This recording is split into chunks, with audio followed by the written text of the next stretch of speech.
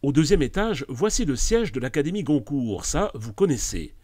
Mais est-ce que la Maison des écrivains et de la littérature, ça vous parle? Eh bien, c'est juste à l'étage en dessous. La mission première de la Maison des écrivains et de la littérature, c'est vraiment la diffusion de la littérature contemporaine et patrimoniale en présence des écrivains pour un public très large, donc les jeunes, les enfants, les élèves. Pour s'en convaincre, il faut quitter Paris et se rendre par exemple dans ce lycée à Poissy. Là, vous prenez juste connaissance, reconnaissance, on va dire, de ce discours dans vos têtes. Sophie Loiseau, poétesse et romancière, est justement là en mission pour la Maison des écrivains. On a vraiment une responsabilité énorme, c'est faire passer cette notion de lecture. Je veux dire, les élèves ne sont pas des pions, hein. On en fait, ils doivent réfléchir, ils doivent penser le monde, la nature. Et je pense que les écrivains, les artistes sont à même de leur donner ces clés-là et de leur permettre en fait de s'exprimer largement.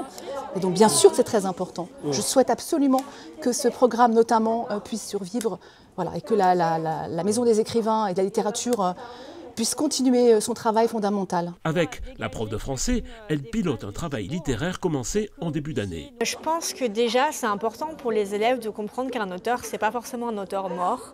Le fait de voir un auteur vivant, en chair et en os, ça leur donne vraiment un rapport beaucoup plus authentique et personnel à la littérature. La vie, c'est pas forcément que sur les réseaux sociaux. Ça permet de voir différents points de vue et de réfléchir aussi par soi-même. On explore davantage d'univers. Je trouve que ça développe la créativité. Difficile de faire plus efficace pour revaloriser le livre papier dans un monde dominé par les tablettes et abruti par la surconsommation numérique. Pourtant, malgré son incontestable utilité et ses bienfaits, la Maison des écrivains et de la littérature vit aujourd'hui, sans doute, ces dernières heures.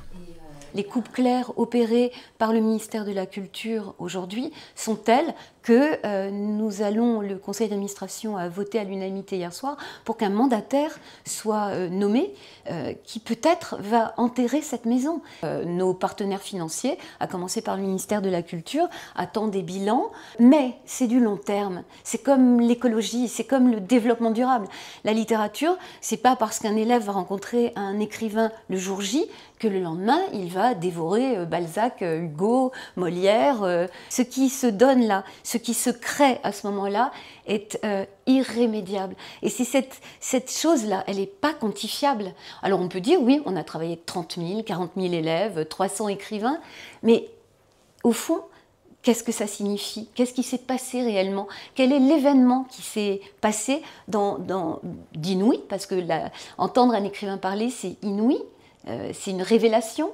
Et bien s'il n'y a pas ça, il se passe quoi? Comment rendre compte de ça en termes de rentabilité? C'est de l'art. Il y a quelques années, l'établissement traversait une phase délicate et François Morel tirait déjà la sonnette d'alarme. À la DRAC Île-de-France, il semble qu'on soit plus influencé par le langage des technocrates que par celui des poètes, puisqu'on demande aux responsables de la Maison des écrivains de montrer l'efficience des processus de management. Si les mots ont un sens, ce serait peut-être bien de reconsidérer la situation de la Maison des écrivains, puisqu'elle risque de fermer, ce serait dommage. Ça, c'était en 2021, l'année où l'on décrétait la lecture grande cause nationale. Au fond, c'est ce qui tient très profondément notre nation unie, ce rapport à la langue et la lecture. Et donc cette grande cause est pour moi très importante. Aujourd'hui, la Maison des écrivains et de la littérature va donc peut-être devoir mettre la clé sous la porte. Son budget n'a pas été reconduit. À croire que la lecture n'est plus une grande cause nationale.